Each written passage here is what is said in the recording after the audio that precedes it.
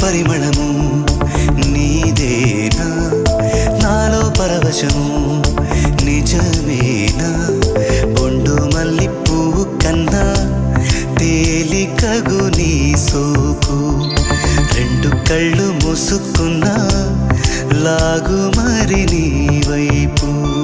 సొగసును చూసి పాడగాయలా కనులకు